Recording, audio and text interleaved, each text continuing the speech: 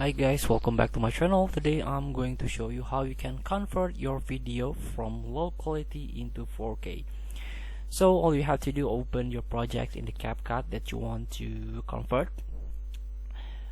So after you edit some basic editing here, or you can give animation into your video here, and then maybe you want some combo animations, so feel free to try.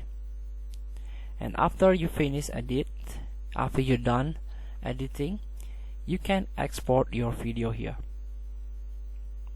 You can click export at the top of your screen and don't leave resolution. By default you can click resolution and make it 4K here, and you have to notice, you have to pay attention this one.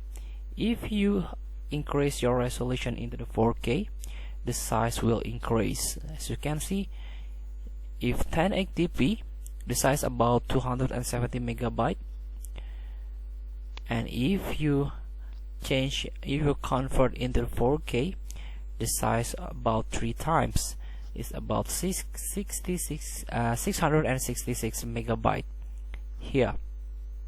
The bitrate, leave it recommended. Codec, leave it format. MP4, leave it. Frame rate, I recommend it to 60 fps.